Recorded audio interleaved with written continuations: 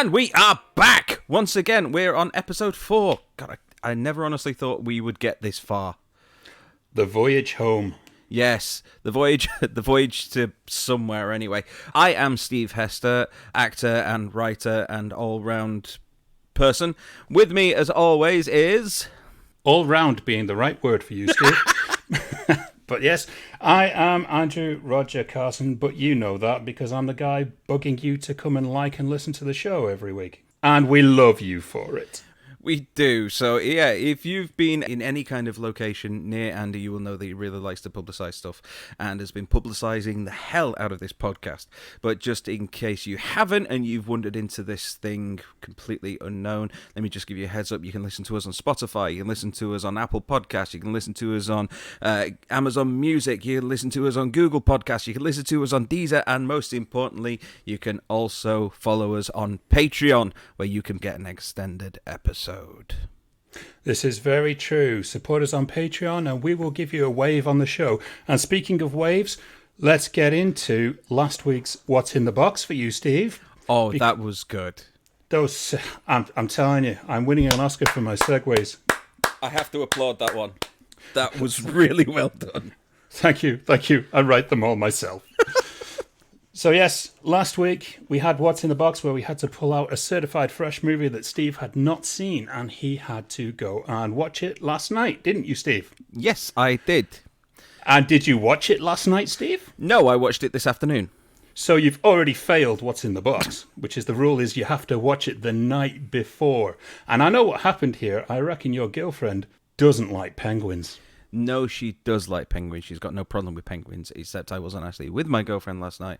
I was at home, and I am currently suffering from some sort of cold and sniffle and everything, and I just wanted to just crawl into bed and die. But you didn't. No. You're here.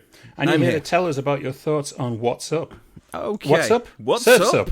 Yeah. What's Up with Surf's Up? What's up? What? Okay, well, Surf's Up is a story about a young penguin called Cody. And Cody wants to be a champion surfer, and he's looked up to his idol, Big Z, for years, and wants to follow in his footsteps. He arrives at a surf competition after coming from Antarctica and all his family who have got no interest in him whatsoever, and decides that he wants to go out and win this thing. And the actual story itself is, it's been done before. Similar story to what we've seen thousands of times. Young hopeful wants to come and do something, looks up to an idol. The idol doesn't live up to the legend behind it. Meets the idol. The idol helps him to realise his own dreams by becoming his own person. It's happened 1,000 times before, but what makes this different is that it's presented in a mockumentary style. It's all interviews and lots of improvisation. Which yes, it's the riding giants of penguin surfing movies, and also the Christopher Guest movie of penguin surfing movies. Yeah, okay. Yeah, I'll give you that. Yeah, you'll give me that. That's a good comparison. Yeah. So it's got a really good cast. You've got Shia LaBeouf as Cody. Shia the Beef. You've got Jeff Bridges as Big Z, who just sounds like the dude throughout the whole thing, and was probably stoned when they were recording the audio. You've got Zooey Deschanel as the love interest Lanny. You've got, what's his name? Bill Hader? Not Bill Hader. Bill Hader from Napoleon Dynamite. Isn't that John Hader? John Hader. Yeah.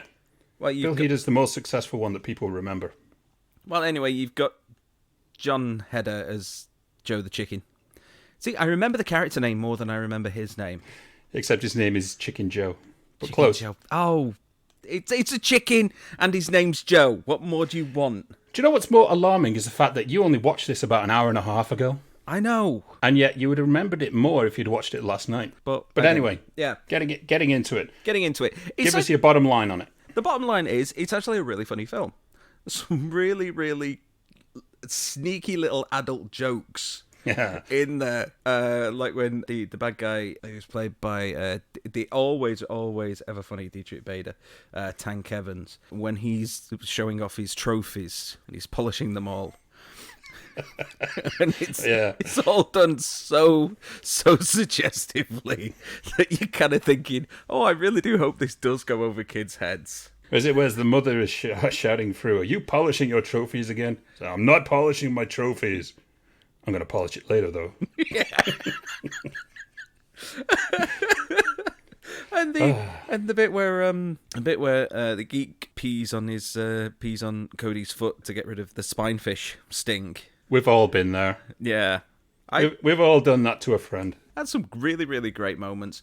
I just thought the storyline itself was just... It's been seen 1,000 times before. It's pretty much the storyline for every... Well, no, I wouldn't say every animation, but every kind of non-Disney animation. Yes. DreamWorks and Sony, every one of their films kind of follows the same pattern, really. Yeah. Yes, that's a fair enough comment. And the good news is our guest that will be coming in a little while has also edited some very well-known animated movies as well as live action, which we will cover later. Mm-hmm. But before we do, I'm going to announce here that we are celebrating some very special anniversaries this week. Ooh, do tell.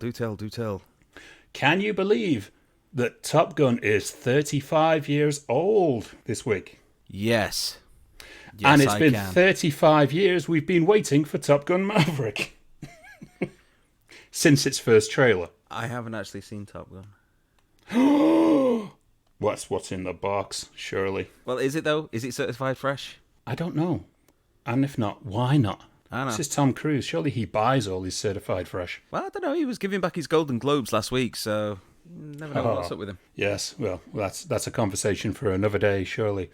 Also, would you believe our series favourite, Kathy Bates? 30 years ago this week, Misery was released. Wow. Where she won her first Academy Award. The movie that kind of really discovered her, unless you remember her from that very small role in Jagged Edge. Yeah, I mean, Kathy Bates is one of these people that is just a stalwart of the industry at this point, and you cannot honestly imagine there being a point where she wasn't part of it in some way.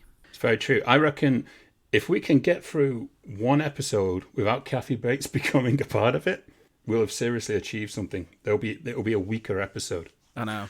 Also, 25 years ago this week, it was the release of Money Train, which was the Wesley and Woody reunion that no one really wants to remember. That I honestly thought that John Badham directed, and it wasn't. Who was For it? all these years, I discovered it was, I believe, Joseph Rubin. Right. But for many years, I believed that John Badham had directed this movie, and he didn't. So sorry, John. I unintentionally added a movie to your slate of movies there, and I think that was one of the first movies that kind of introduced us to Jennifer Lopez. But yeah, it wasn't a great movie, but I'm sure it was fun to make. No. But also, it was also the debut 20 years ago today that Dwayne "The Rock" Johnson graced our screens when The Mummy Returns.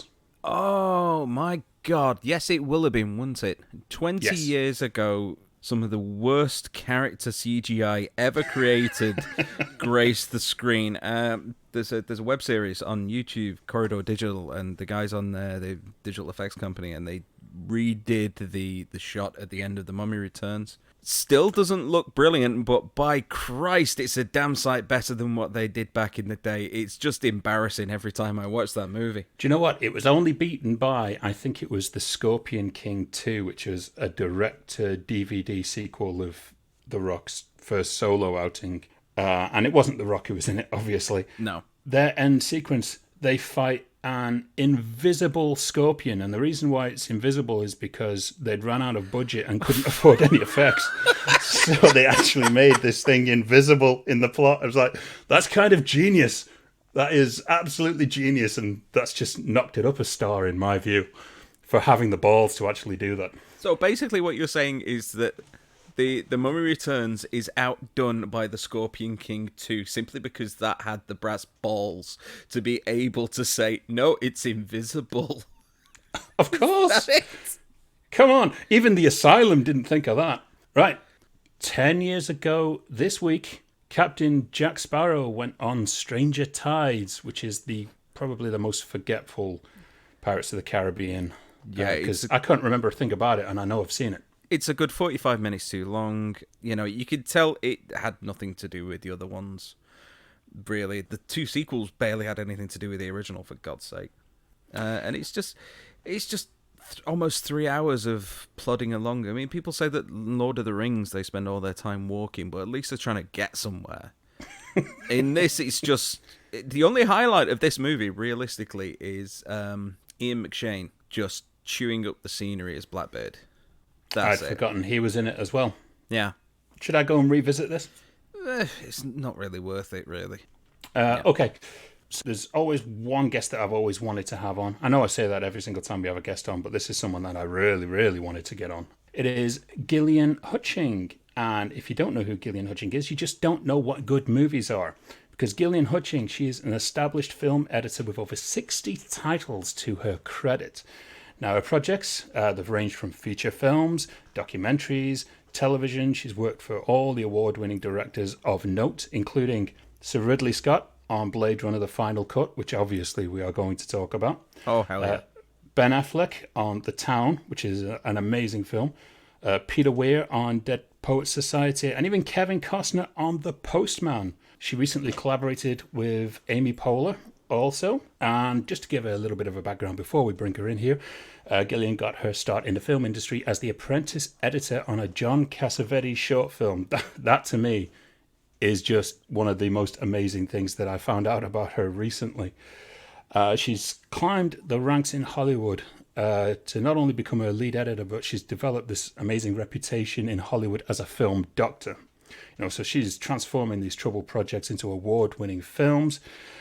She's joining us all the way from Los Angeles, probably a nice or smoky morning, depending on if there's any fires going on there this morning. Gillian, are you there? How are you doing? I'm here. Hey, Andrew. Hey, Steve. Hi, thank you for joining us. Thank you for the invite. No, we're glad to have you here. To be honest, I'm glad you're still here after our intro. It was very funny. Thank you. Yes, speaking of smoky, when I went out to the car to try and get headphones for the session, there was ash on my car. So wow. I don't know where that came from. I didn't hear about a fire, but to your point, there must have been one. Yeah, I think I saw somebody on Facebook earlier in LA had posted there is some fires up in the hills. There usually is, though. Every time I talk with our good friend Bill Daly, there's usually a fire going on somewhere. He probably starts them, to be honest. I'm sure Bill will be the first person to admit he started a fire or two. At Warner Brothers. Over at Warner Brothers. And I know, Gillian, you have a lot of experience over at Warner Brothers as well.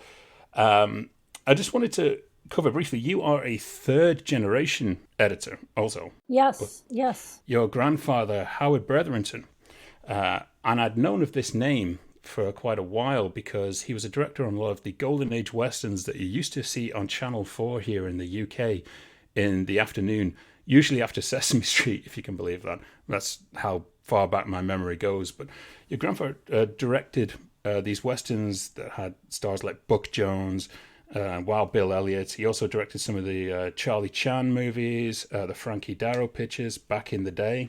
Wow. I know. That was quite amazing because I love my history of older movies. And then I was blown away by discovering that your uncle, David Bretherington, was a very established Hollywood editor who had edited Cabaret and Vincent Minnelli's On a Clear Day You Can See Forever. And trust me, being an editor on a Vincent Minnelli movie must have been an experience. The Al Pacino movie, Sea of Love.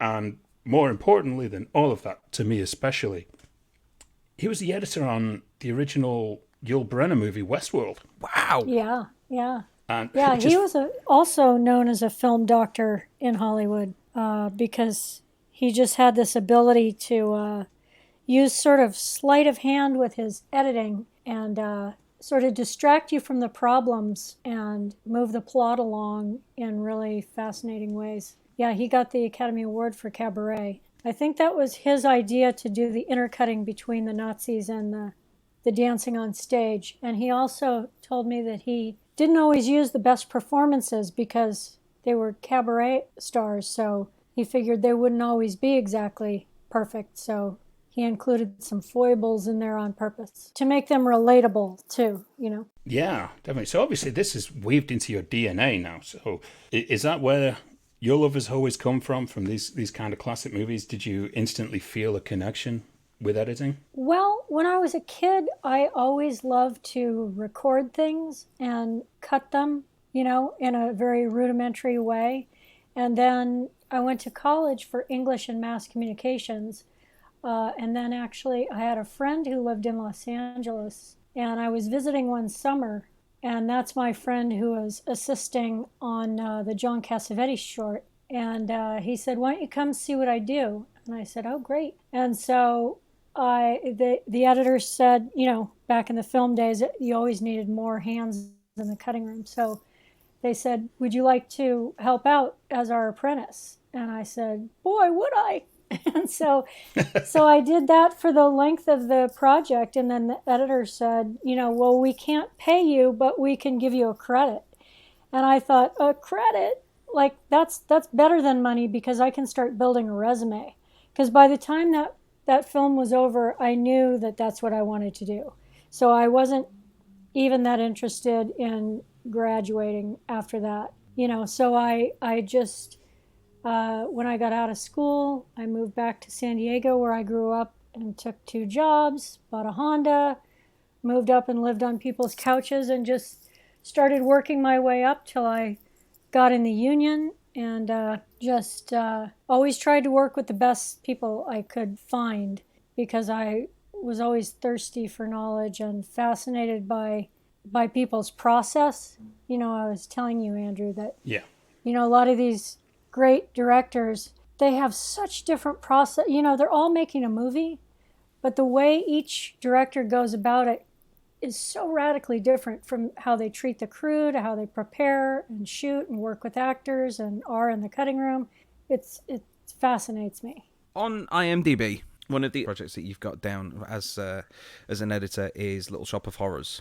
That movie has, well, first of all, it had the original Roger Corman version, which was about 1960, which had Jack Nicholson in it.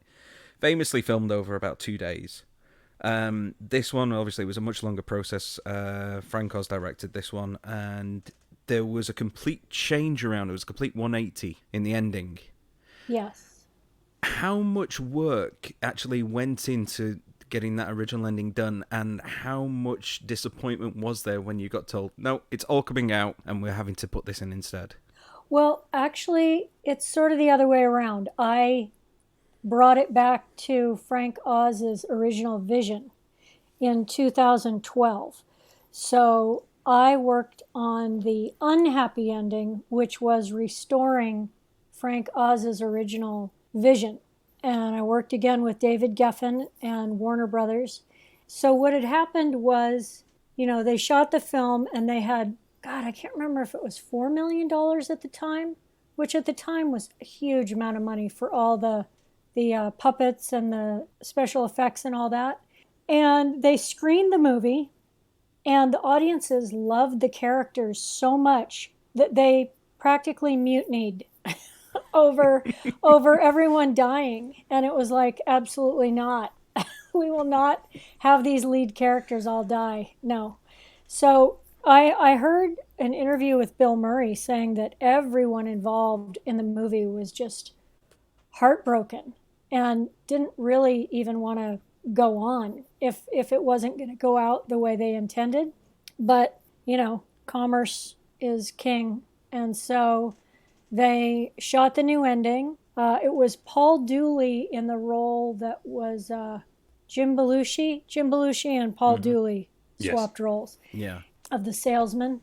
So what I had to do was just, I was like a detective. I had to find all the old footage and hope there was old completed footage, because a lot of it was extremely stylized for the unhappy ending. And so I didn't know for sure how much of it I would find or not find. And the original editor had passed away. So okay, you're going to cut this out. It's going to sound crazy. But my ex had these friends that could they could channel, supposedly, people from beyond. And I couldn't find the footage that I needed. And I also wanted to have the blessing of the original people involved, and I had David Geffen's blessing and I had Frank Oz's blessing, but, I was going to be recutting, I forget the original editor's name, but, I wanted his blessing as well. So anyway, I had this guy channel this editor and find out if he was happy with what I was doing, confident in me, and if he could help me find the footage I wanted. And he actually said, it's going to be difficult, but you're going to find everything you need. And he was like over the moon about it. So, whether that's a bunch of hokum or is true, it certainly made me feel better about things. And it actually came to pass that I would just stumble onto things that were just incredible. So by hook or by crook, I ended up in probably about 6 or 7 months putting the whole thing together. And then Frank Oz was in England. I think he was doing a play. We had David Geffen come in. He was at the mix. He signed off on it, but then we needed Frank Oz. And when Frank came in, he said straight up to my boss at Warner's, he said, look, I've been wanting this version for a really long time, and I'm going to watch it, but if I'm not happy with all of it, it's not happening. I'm going to just say no. And so we were like, gulp, okay. So no pressure then. Lights out. And he loved it so much. He wanted to, and I think he came with his wife, and he said, can I watch it again? Like right away. So he finished it and then wanted to watch it straight away again and said, I love it. This is exactly what we intended. So that was really, really cool. It is an amazing. I actually prefer the director's cut of it. And I really do enjoy when movies kind of get to go back to that original vision. And you being the film doctor, you've probably worked on the movie that is considered the Bible of modern cinema. Yeah. And of course, we've got to refer here to Ridley Scott's full vision of Blade Runner, which is the Blade Runner Final Cut. I can just imagine being approached to do this. I can't imagine, well, I think every editor would love the gig, but I think it would come with a lot of pressure. So... yeah. Yeah, I mean, obviously, it's got to take a toll on how big an undertaking that kind of project is if it's going to be the final ever version of that movie. Yes, definitely. Ridley had a long list of names to sort through, and luckily he chose me. Yeah, I didn't take the undertaking lightly, and I was damn sure I wasn't going to be the person that fucked up Blade Runner, for the fans, because those fans are crazy, you know what I mean? And so many of these director's cuts that come out, they're an interesting exercise for the filmmakers or whoever's involved, but the fans, for the most part, hate them because they fall in love with the version that they originally saw, usually. So I think maybe only, was it Blood Simple that the Coen brothers, they recut it? They actually shortened it. And he was like, the only director's cut in history that's shorter than the original. And again, done by and approved by the original filmmakers. And that makes a huge difference. And so, I had a list of things that Ridley had always been displeased with, or things that he had wanted to do and wasn't able to do. And, he was new-ish in town. He was more well-known for his commercial work. Yeah. He was new to Los Angeles. I believe this was his first film in Hollywood, and he was not treated nicely. He was not particularly respected. There's a story where, one of the exec producers was like, why does he keep shooting this so many times? A shadow. Well, if my grandkids are worried about a shadow, then we don't have a movie. And it's like, oh God, for an auteur, that must be torture to have someone that's just like, come on, let's keep it moving. Obviously it was a thrill to work with him and to learn some, have him give me little tidbits along the way of how he thinks about filmmaking and his preferences, and being able to please him and work together well was, just something I'll never forget. Famously, there was the Blade Runner's quote-unquote director's cut, which came out in the early 90s.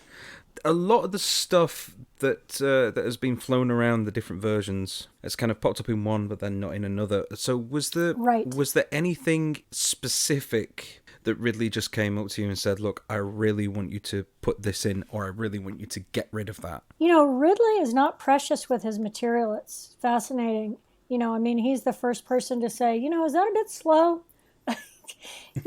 Maybe should we nibble about, as he calls it.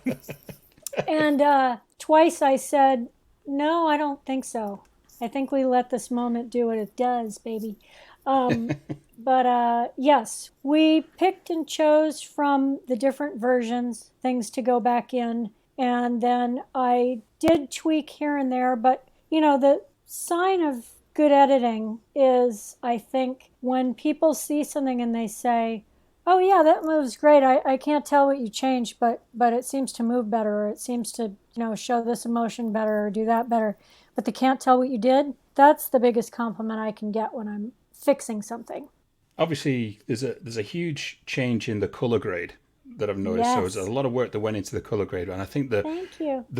Biggest change. Oh no, I've spoken about this before with you. I absolutely love it. You know how much I worship Blade Runner as probably my Bible of filmmaking. It really is the movie that made me want to get into the business and write and direct. I think obviously the biggest change here is the window smashing scene now is Joanna Cassidy and not someone who looks like Cilla Black drag queen. Yeah. It was a guy in an afro previously.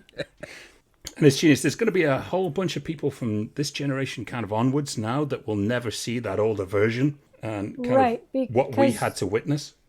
Yes, because Ridley has sort of said, this is the only version I want to see playing around anywhere. You know what I mean? And rightly so. You said it's the only one you'll ever need. Yeah, and to your color grade comment, the director's cut was just god-awful. The whole thing was brown. Yeah. And exactly. The elevator scenes are sort of a purpley blue, and LAI Works is really blue. The different moods, and that room with all the dolls is like a strawberry pink. Yeah. It's just gorgeous when you see it really come to life the way it was shot and intended to be. It does. It looks absolutely incredible. It was among the first things that I really bought on Blu-ray because I could not wait to sit down and actually see this final cut of it. I even went to the cinemas to see the final cut. Just reiterating, Blade Runner is one of kind of my earliest memories when it comes to film. As, no doubt Steve will kind of share this with me. Way back in the 80s when your parents would get their first, VHS, they would tape absolutely anything off TV. Uh-huh. And use that same tape over and over for something else. Now, I had this VHS tape, which I believe I still got. This is how much I loved this VHS tape. That originally had Blade Runner on it, but it obviously had stuff taped over it. I think it was the pilot episode for Street Hawk, if you can believe that. Oh, God. Then at the end of that, it would fade down and you'll get whatever was on it before. And I believe it was the John Borman film, The Emerald Forest, if you ever remember that. Steve, I know you've not seen it. All right? And then that would fade out. You'd get the end fight from Any Which Way You Can. Right? And then when that ends, suddenly the end of Blade Runner, the entire Bradley building ending was on it. And that was the first stuff. Rain, or the fight? All of the chase at the end. And then that Reel 5. Uh-huh. Yeah, so Reel 5 was at the end of this tape, right? And that was my first exposure to Blade Runner. I'd only seen the ending of it for many years until I actually saw, the full film and bought it on VHS. And I absolutely fell in love with just Reel 5 of this movie. We were introduced last year by Bill, and I was so nervous meeting you because I knew that you had basically corrected my favorite movie of all time. And I was sat there thinking, I don't know how I can talk to this person. I'm sitting there as a writer-director on a project, and here I have Gillian Hutshing, who has basically worked on my Bible, the movie that made me want to get into writing and directing. So I don't think we spoke about it for a good couple of months before we actually started talking about Blade Runner until I was really comfortable in asking. But it really is just a phenomenal job that was done on that movie that, just to credit you with. And, it is an outstanding. Anyone who has not seen Blade Runner, what are you doing listening to this podcast? Turn it off and go and watch it, and then come back and listen to the rest of it. Well, Gillian, we could definitely talk about your extensive career all day. We are in limited time, but we definitely are going to have you back, if you will have us, obviously. But hopefully. Well, absolutely. I'm sure I'm going to see quite a lot of you anyway and talk to you as I do every single week. But now is the time to nominate 5. Now's the time to nominate 5. Nominate 5? Yes, nominate 5. Not 3 or 4 or 6 or 9. Now's the time to nominate 5.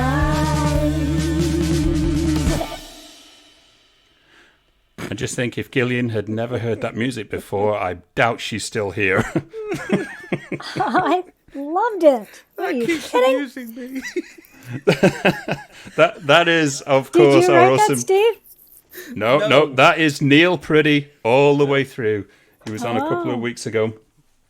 He is our music man who has done all of our theme music.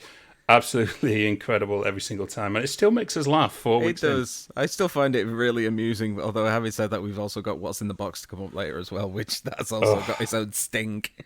The reason why we leave that till last. Anyway. No, it's good. It adds energy. So yes, that is our theme of Nominate 5, which ropes us in every week for our guest to nominate 5 in a specific category. And we have asked Gillian, being the film doctor and very well-established editor, to pick to nominate her 5 best movie edits. So starting down from 5 to 1, even though it never works out that way. No, they're never in order. Ever. No, it's the most dyslexic countdown you will ever hear, because we go from 5, 4, 2, 1, 3, whatever. But let's try our best. Maybe we can get it right this week. So, Gillian, can you please give us number 5 on your countdown? All right, Young Frankenstein.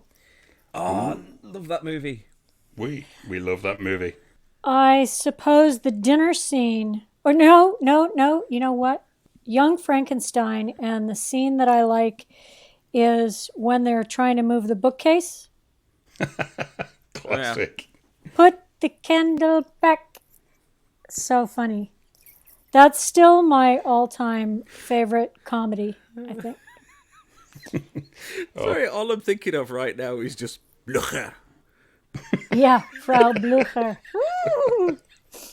God bless her. Did we lose her last year, Cloris Leachman? I think it was this year, actually. Was it Yeah. this year? I think so, yeah. That's how bad this past year has been. We've just, everything's kind of just gelled together. Yeah. What's it all for? What's number 4? Goodfellas. Ooh, I beautiful. love the part of the movie where he's being chased by the helicopters. And my Yes. favorite edit almost looks like something that directors and editors do in the cutting room, where they're saying, do we use this angle or this angle? He's in the kitchen, Ray Liotta, who I love. He's in the kitchen and he's stressed for time, right? And he's trying to figure out when he's going to leave, and he's got to cook the spaghetti and then do this and do this. And he looks in a medium and then he looks in a close. And it's such a satisfying couple of cuts. And it's illogical that you cut to it twice. And it almost looks, like I say, like what editors do in the cutting room with the director, where they go, which do you prefer for this moment, the close-up or the medium? And they go, well, it looks cool with them both. Let's leave it like that. So I just love that, because it makes me wonder, like, how'd they come up with that? It's a fabulous choice. Steve, have you seen Goodfellas? So what's your number 3? I'm terrible answer. You are. And Pulp Fiction. What a movie. Love Pulp Very Fiction. good choice. I love the scene where they're trying to bring Uma Thurman back to life, and everybody's stressed Yes. out and talking over each other. And I think it's all done in handheld and seems very organic. You know, it Yeah, doesn't it- seem super stagey or anything. It's very chaotic and immediate and great. I was just wanting to interject there with the whole Pulp Fiction. I seem to remember that scene, a lot of it was shot from floor level as well, from Uma Thurman's kind of level. Yeah. Yes. And a lot of that was one shot. And there's definitely a Yes. conversation we need to have one day about kind of difficulty of those Robert Altman type scenes where people just constantly talk over each other and how that must play havoc on sound mixing. Well, I think it's less havoc if it's good actors. Well, there you go, all you terrible actors. Now you know why your scenes aren't in the movie. No, but really, it's like if everybody is at the top of their game, then there's not a problem. Fully in agreement on that. The other thing I love about that movie is when they go to the diner and Yeah. Uma Thurman says to Travolta. John Travolta, "Don't be a square," and that blue thing Yeah, the goes ding little ding ding ding square ding comes ding up. ding ding. Because I'm always getting in conversations with directors sometimes that say, if we can't just do that, whatever it is I want to do. We can't just do that once. We have to do it at least 3 times in the movie if we do it. And I say, why? You know, why? It works right now. Why are we committed to like a marriage? You know what I mean? And those 2 movies prove that you don't. You just do what you want. It's art. Exactly. Let's go down to number 2. Dangerous Liaisons Very good choice. with Glenn Close and John Malkovich. It's really a shot that just blows my mind. John Malkovich is trying to seduce Michelle Pfeiffer's character, right? This upstanding woman, very moral, very religious. And it's this mental chess cat and mouse game he has with Glenn Close through the whole movie. And it's all supposed to be sort of a sexual game they play with other people in their lives. They're all standing together at this musical event, and Michelle Pfeiffer comes in and takes a seat. John Malkovich looks over and looks at her, and then looks back, and Glenn Close looks at John Malkovich, and you see, just in this one shot, Glenn Close's face so subtly changes as she realizes, just in her eyes, that he really is in love with Michelle Pfeiffer. And it's beyond subtle. And the whole plot pivots on that one look. And I don't know how they built to it. I don't know how it even works. But that, if you could get an Oscar for one cut, I don't know who deserves it, the editor, the director, or Glenn Close, but maybe all 3. It is a fabulous movie as well. It always annoys me when people say, "Oh, Cruel Intentions is this, really original story." It's like you have no idea this movie exists. It really isn't. Right. It really isn't. And that dying scene, I've never seen such a great dying scene. Makes me cry every time. So, okay then, what is the number 1 pick?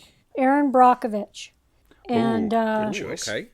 I just love the way that the director cuts his own movies. And like the Coen brothers, there's something about the economy of editing when a director cuts his own movies. Yeah, Steven Soderbergh is he has such a different identity for every single one of his movies, but you can tell within the edits, and he's very patient with his edits as well. It's not your classic Michael Bay style, one every 3 seconds. Oh God, I think it's less than that. It's like every 1.5 to 2 seconds. It's ridiculous. And yet it's almost the transitions that blow my mind in his films. Like if you see Aaron Brockovich, the transitions are very impactful. And when I was first starting out, I had an editor tell me that transitions can be almost more important than what you do within the scene. And I never fully understood it, but I know that transitions are crucially important. I think it's all important personally, but Gillian, that is an absolutely outstanding nominate 5. And I'm pretty sure Steve may have even seen one or two of them. Yes. As in, yes, he may have. Well, I've definitely seen Pulp Fiction. Gillian, absolutely Yes. fantastic. Nominate 5 there. There's definitely some stuff for all of our film fans out there. All of our Poddywood acolytes can go out there, find these movies. But there's even better food for thought in your little project that I have seen straight from its kind of inception here. And that is Gilly Can Cook. Yes. And I have had 2 of your recipes. Which ones? Well, I know you've been dying to find out what I've been cooking over the weekend. I thought Yes. I've got to sample this food, and I did write a review for your website and your blogs. Thank you. On, what night was it? Saturday night, I made the best carb salad ever. Okay? Okay, what is Cobb salad? Well, would you believe that Cobb salad was... I'm totally going to fail here because I actually read the write-up on Gillian's blog in regards to the best Cobb salad ever, and there was even a little bit of history about where the term Cobb salad came from. I love to write histories with my recipes. Exactly. Food for thought, or thought for food, even. A Cobb salad is basically what it is. It's a salad. Now, when making it, I was a little bit dubious because I'm touch or go with egg. What'd you do? Just double up on bacon? No, I actually did have the egg. I did have the egg. I included it, and it was absolutely fabulous. I loved it. So I came back on Sunday night. I thought I am going to throw my love of cooking into another dish here, and I made the linguine with shrimp scampi. And? Oh, I've got to say, anything with black pepper and red pepper flakes in it, Yes. I'm instantly going to love. And I thought, okay, scampi. I've not had scampi in a long time, but I think I'm going to love this. And it was delicious. Oh my God, absolutely incredible. And I love the way that your instructions are so easy to follow that anyone who is just bored having the regular mundane foods that you just create really quickly, these recipes that Gillian's really worked on, they're so accurately spelled out. It is something that you have a lot of fun actually making. But I'm not here to sell Gilly Can Cook. Gilly is here to sell Gilly Can Cook. Tell us about it, Gilly. That means the world to me, Andrew, because that's sort of where I'm coming from, because I love to cook. I love good food. And, nobody, especially when you're working, has hours and hours to devote to complicated dishes, but you want it to taste luxurious, even though you didn't spend 3 hours cooking it. Part of how I write, I am always changing recipes, or I'll take something I like, but I don't like this about this recipe, and I don't like that about that recipe. And so, like my chicken coco van that I just posted last week, I think that's 8 different recipes that I picked and chose how I wanted to build it. And I did it in one pot. A lot of recipes, what used to frustrate me is that I would start cooking a recipe, and halfway down the recipe, I would realize in the instructions, wait a minute.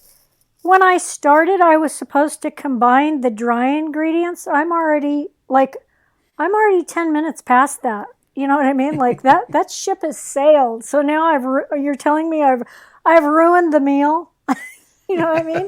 So I'm very conscious of when you say they're easy to read. That's great, because that's how I want to read a menu. I want to be cooking it while I'm reading down, and so I don't need any curveballs telling me something I should have done way up at the top of the recipe. No, it is fabulous, and people can find it at gillycancook.com. Yep, pretty easy. Yes, you can also find it on Facebook. It does have a page. We will put a link to Gilly Can Cook on this episode also, so that people can find it, try out these recipes. I know Steve never really trusts anything to do with food that I tell him, because once I told him about this fantastic mixed kebab from Kebabalicious that nearly killed him. Yeah, it was. Well, delicious. It was basically it was a mixed meat kebab in a naan bread, and while it was very nice, it could have also been used to club baby seals to death with. it is was the heaviest huge. kebab. Well, mixed meat, that ought to give you a little concern right there.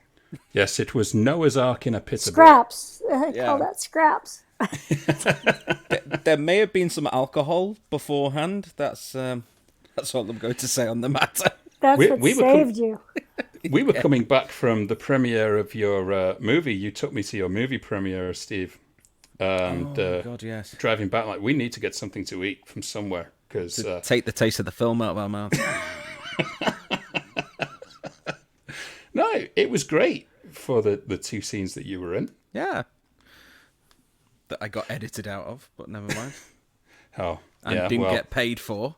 But that's, Wait, you were in two scenes or you were not? No, I was. I was in a movie, and it was a little low budget British movie, and then my part got changed from like a proper speaking role to like a more kind of supporting role, really, and then never got paid for the whole thing in the end, which I wasn't the only one. So there's probably not an awful lot that I can talk about with that one either. oh, well, we all know them type of people, but we're not going to go into that today. No. So tell me, Gillian, how exactly did you and Andy meet? We met through a mutual friend that we have mentioned several times, Bill Daly, who I worked with at Warner Brothers and is now working with Andrew on his beautiful script, Deeper Than 6 Feet. So Bill and Andrew set up a meeting and we had lunch and discussed it, and the rest is history. So, Deeper Than 6 Feet, that sounds like a grave. And what goes into a grave? A coffin. And what happens in a coffin? Well, people ask, what's in the box? What's in the box? What's in the box? What's in the box? What's in the box? Right, Steve, that I was hard absolutely work. hate you. I absolutely hate you for that segue. It's a good job we've got an editor here because I'm going to ask her to cut you out of this. Gillian's already left. I love that theme music, by the way. Well, you guys have this down to a science already, so I don't know when I'm supposed to speak and not speak. I don't want to talk over anybody. No, we just wait for Steve to finish laughing, so we could be Okay, here I'm quite done. a while. I'm done. Well, yes, now it is time for our weekly segment, What's in the Box? Now, What's in the Box has got nothing to do with coffins or Gwyneth Paltrow's head, but one thing that it does have to do with is movies, namely movies that I haven't seen. Sorry, I'm still laughing at that theme music. Okay, well, just to let you know, the rules are that Yes. one, it has to be certified fresh on Rotten Tomatoes or tomatoes, and two, if I have seen it, then another one has to be picked out until we find one that I haven't seen. There's the pressure. Okay, your What's in the Box recommendation, Michael Winterbottom's 2007 biopic, not of himself, obviously, A Mighty Heart, which stars Angelina Jolie. What's yours about, Andrew?